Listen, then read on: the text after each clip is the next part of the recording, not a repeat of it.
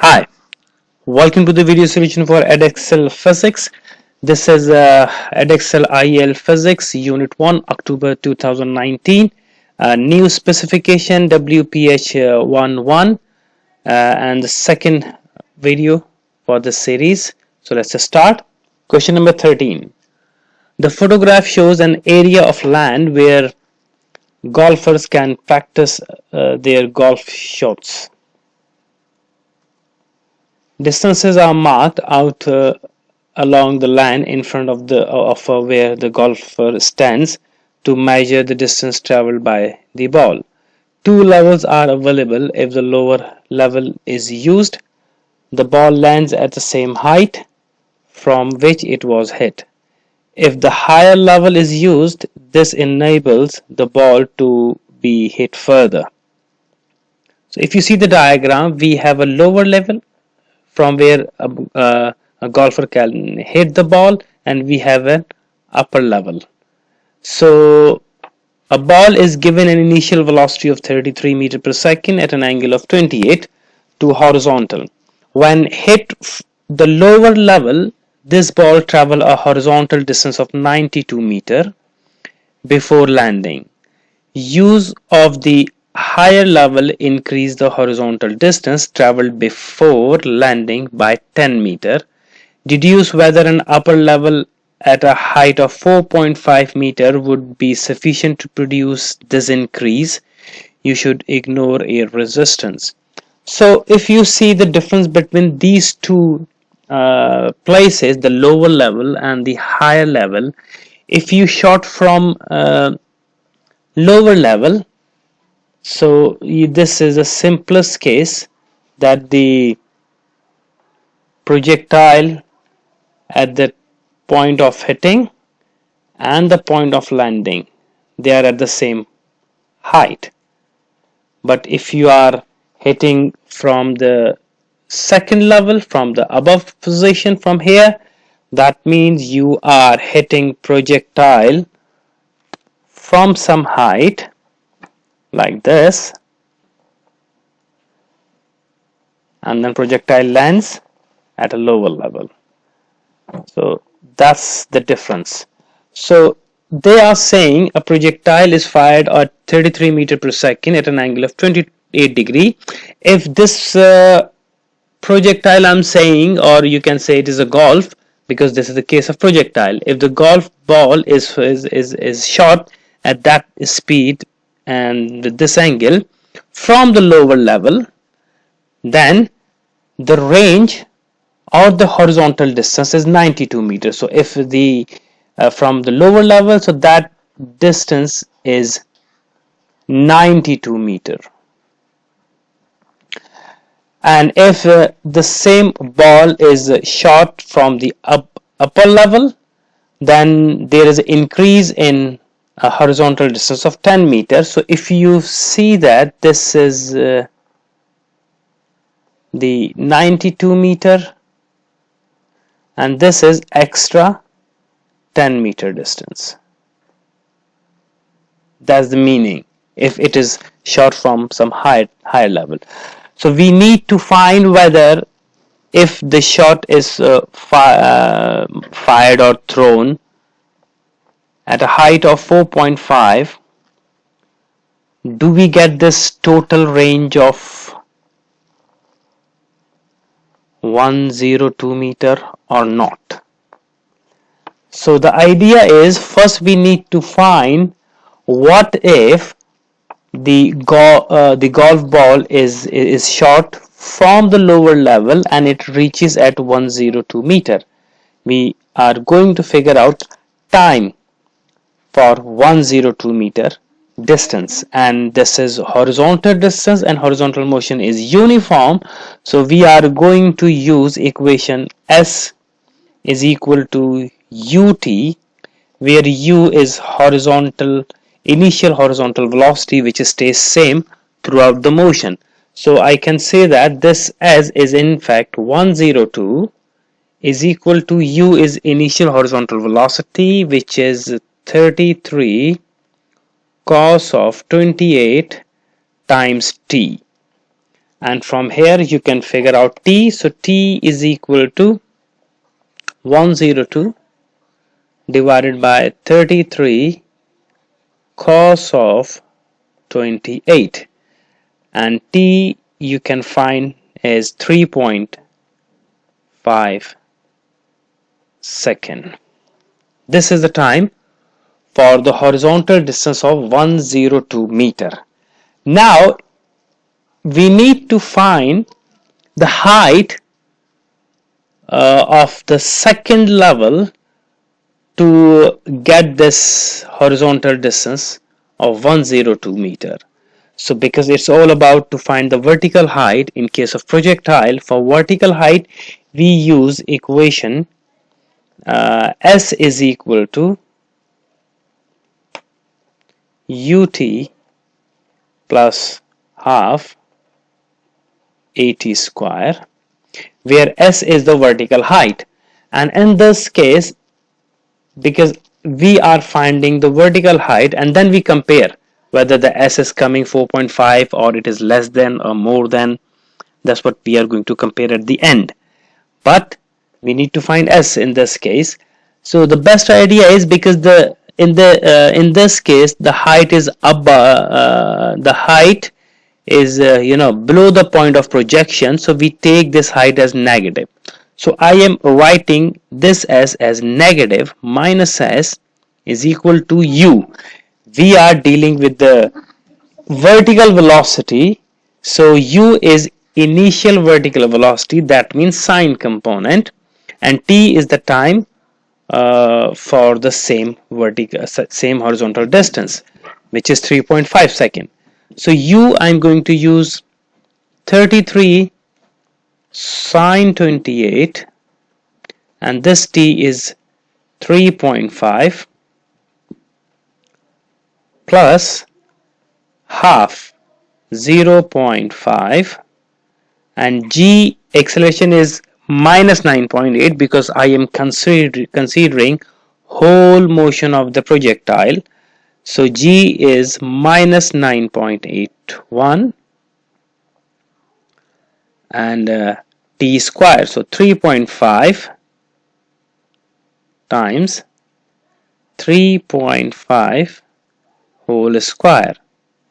So when you solve this equation, so you will get minus S is equal to minus 5.8, and minus minus gets cancelled. That's why I took S negative, and in this case S is not horizontal distance, this S is a vertical height.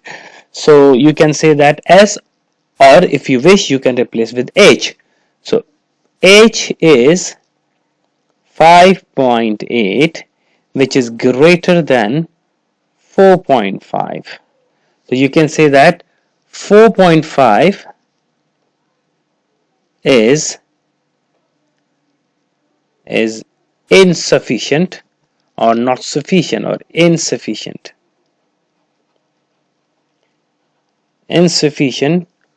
to achieve the range of 102 meter.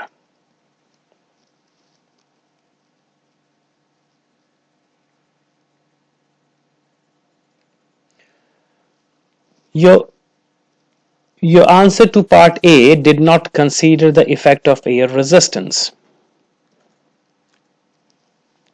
The trajectories of the motion of the golf ball with air resistance and without air resistance are shown. So we have two different paths of projectile, where dotted line is a trajectory without air resistance. Clearly we have a smooth curve of the shape is a parabola, and trajectory with air resistance the solid line. So solid line is due to air resistance. Explain the difference between the two paths.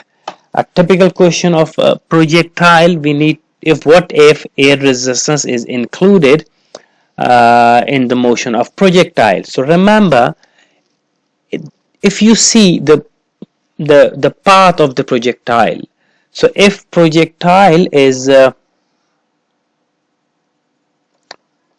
moving something like that, and it is experiencing drag force, like at that moment projectile is going in that direction. So this is the direction of motion of the projectile. And remember, drag force or air resistance always acts in opposite direction. So air resistance will be acting in that direction at that moment. And this air resistance is has in fact two component. One is a downward component of air resistance and horizontal component of air resistance. So this horizontal component produce horizontal opposing force on the projectile, and this downward component of resistance create or add along the weight. So what happened? Due to air resistance, the projectile experiences two different forces or two component of air resistance in horizontal direction and vertical direction. So in horizontal direction, as air resistance is acting, so horizontal motion does not stay same. Horizontal velocity keep changing or in fact decelerating. So meaning the range will decrease. It cannot reach at the same range. That's why you see we have a shorter range, and this shorter range is due to that horizontal component of air resistance. And in vertical direction, we have weight acting downward like this. This is the weight, and now in addition to the weight, we have vertical component of air resistance in the same direction. That means the acceleration will not be 9.81. It will be less. It's not less because of the additional force. So it will be greater. Acceleration will be greater than 9.8. So due to greater acceleration, there will be a more or greater change in velocity. So the maximum height of the projectile will decrease. So range is also decrease and height is also decrease, and due to these components. Also you can include the time of flight. Clearly you see the path. Due to air resistance, time taken by the projectile is also decreased. So you can combine all these points in your statement, and remember this is the star question. That means 6 marks mean 4 plus 2 marks. 4 are the points for your indicative marking, and 2 is for your relation marking to linkage, to link the concept with some scientific reason. So that's how you can explain all your answer. So you need to explain the change in horizontal motion. So in horizontal motion, you have a deceleration due to horizontal force, due to which horizontal velocity will not be constant, it keep decreasing, so range will be less. Similarly, in vertical direction, additional force is there, so there will be a greater acceleration than 9.81, so height will also decrease, and of course time of flight is also less.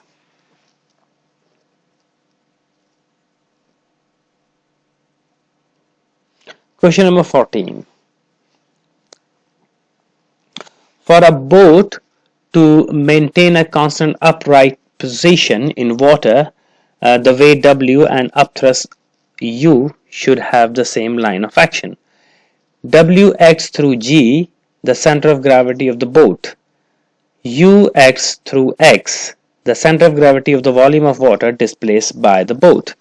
G and X are shown on the diagram. So in this diagram, this G is the center of gravity of the boat, and X is center of gravity of the water which is displaced by the boat.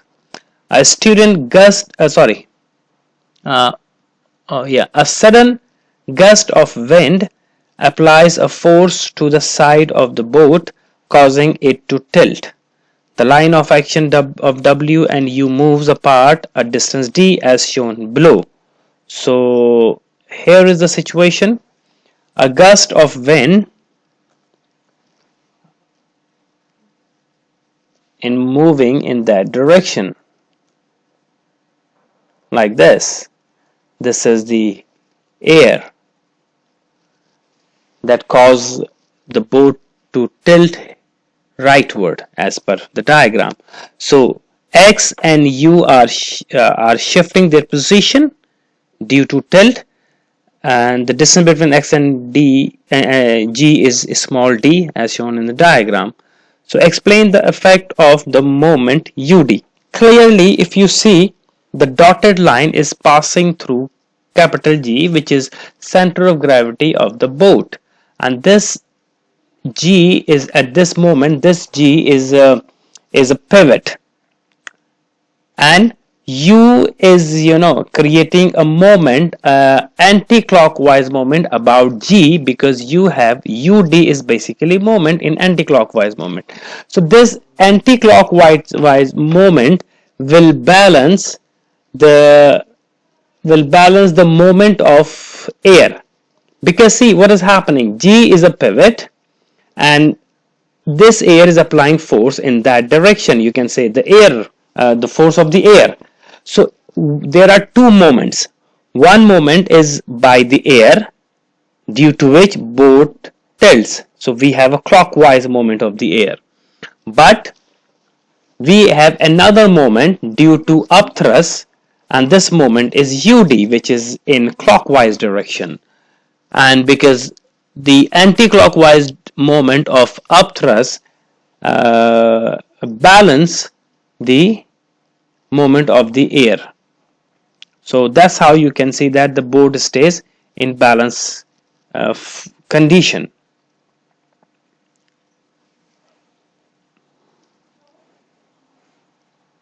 So G is a pivot, so UD is anti-clockwise moment that will balance the clockwise moment of wind.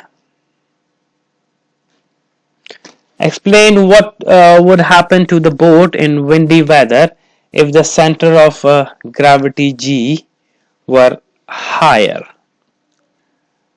So you see what happened if. Explain what would happen to the boat in windy weather if the center of gravity G were higher. So suppose if G were higher, like this here, so you can see that the distance D will be less, like this. So D will decrease. So as G gets higher, it will shift to the right. So position of G is shifting to the right. That means the distance D is decreasing. If distance D is decreasing, then anti-clockwise moment will be less. That means the boat will be in unbalanced condition, or it will not be balanced due to a less anti-clockwise moment.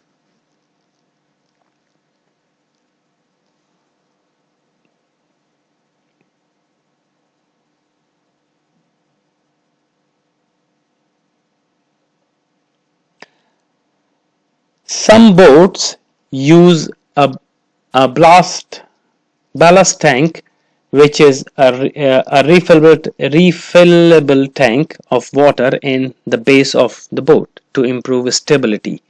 Okay, so the boat has empty tank inside the ballast tank that can be refilled and emptied as and when needed, like in this diagram. So explain why the position of X for the ship when it has a full ballast tank is lower than when the ship has empty tank. Now if you see the diagram, the position of X with empty tank is this much. When full tank, you see, so position of X is lowered, and the reason is when the tank is full, the center of gravity of the water which is water displaced. So when the tank is filled, so more water is displaced because the weight is increasing.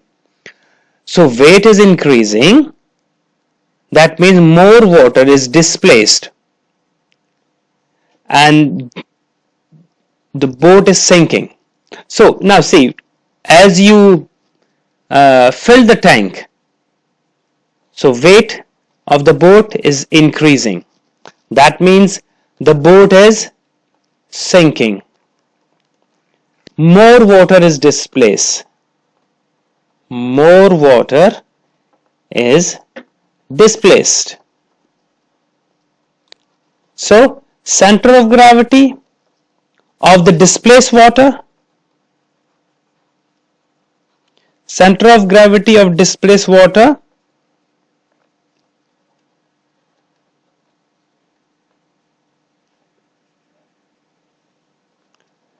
must be lower, because more amount of water is displacing.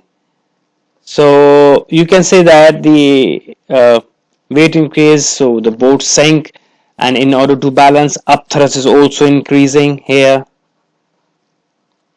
So you can incorporate all the points.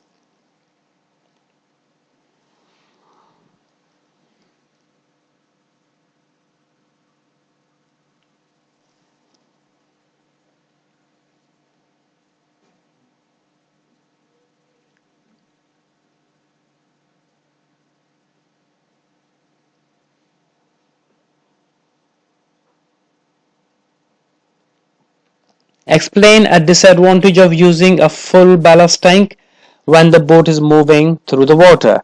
Clearly, when the tank is completely filled or full ballast tank, then the more area, or the boat will be more area, or more part of the most part of the boat will be inside the water. Meaning, you can imagine, if this is the water, and this is the boat, like if I say this is the boat, something like this, so this region or this portion of the boat is inside the water. So if the tank is full, so more area will be inside the water and in contact with the water. So the more area exposed to the water, so more drag force will be experiencing by the boat. So more area, more drag force.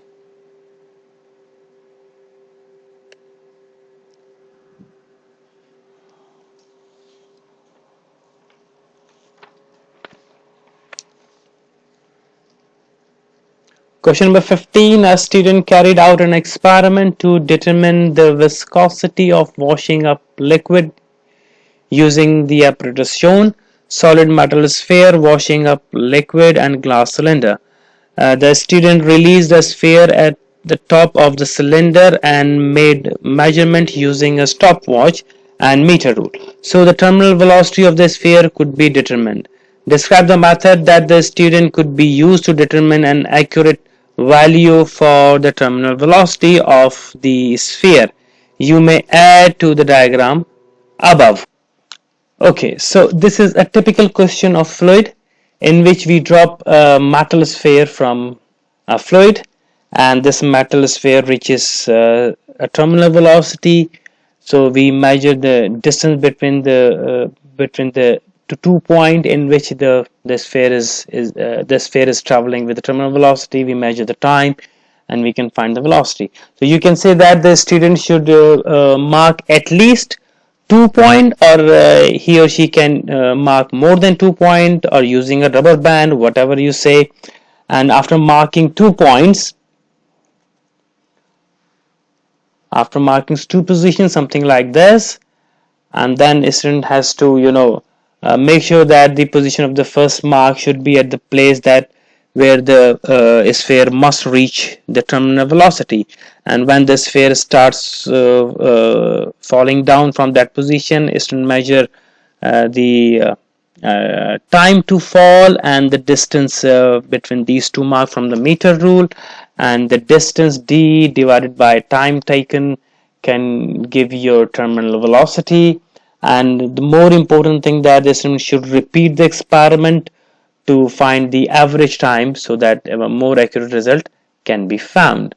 So these points you can include in this answer. So 2 marker, measuring the time, measuring the distance, and use this formula.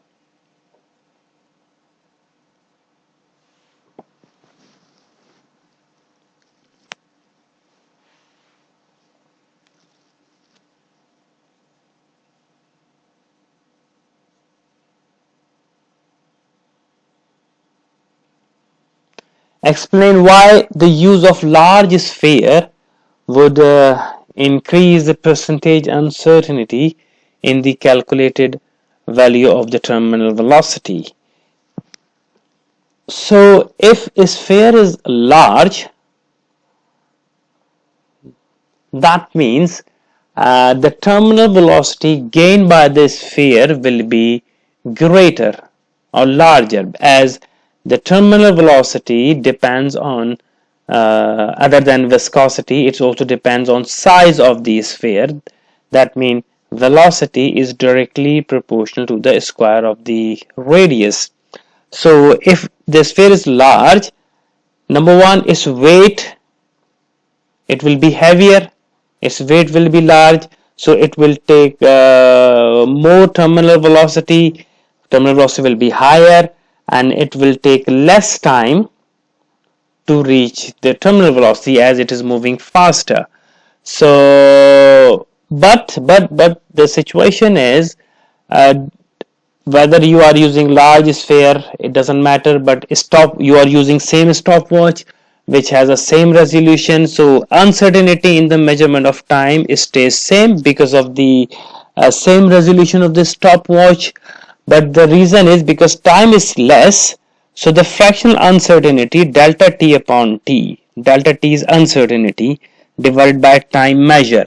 So delta t is same, this is uncertainty because you are using same stopwatch and you have a same reaction time. So delta t will be same, but you are measuring less time due to higher terminal velocity. So delta t upon t will be delta t term will be higher because of this small delta t.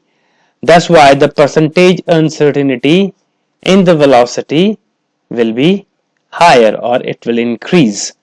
So that's how you can incorporate all these points like this.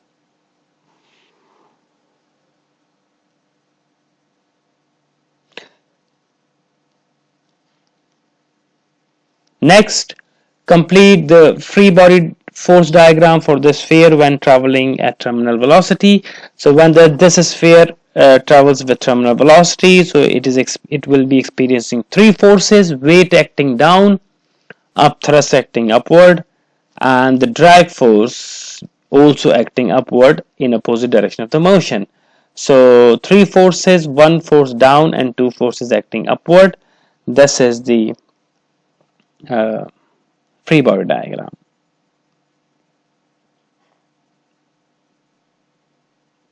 The students obtain a value of 0.16 meter per second for the terminal velocity of the sphere. Calculate the viscosity eta of the washing up liquid in pascal second. You need to find eta, radius, weight, and the density of washing up liquid is given. These three are given, so we need to find eta. Clearly, a sphere is moving with terminal velocity, so we have a relation d plus u is equal to weight. So we have a weight of the sphere.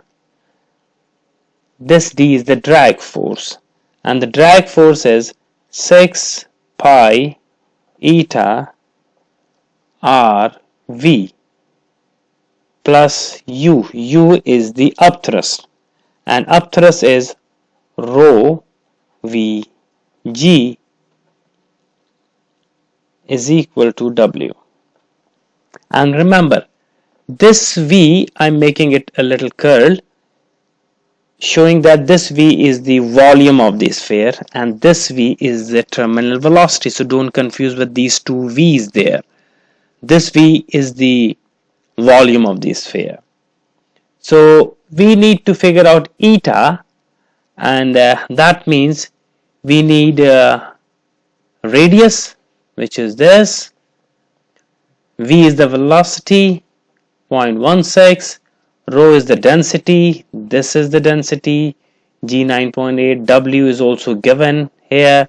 We don't have V. V is the volume. So we can use V as 4 upon 3 because it is a spherical, 4 upon 3 pi r cube. So you can find volume of the sphere for third of pi r cube. R is the again radius 4.8, and then if you rearrange this equation for eta, so eta will be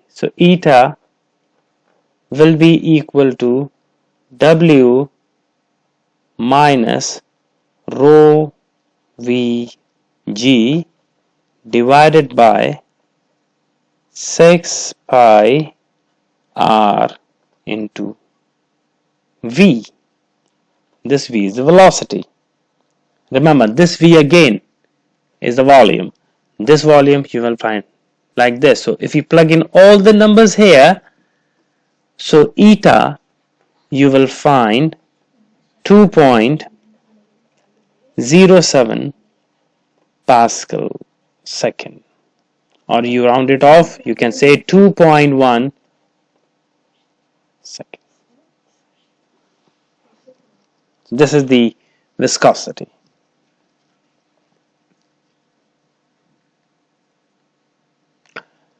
Thank you very much and have a nice time.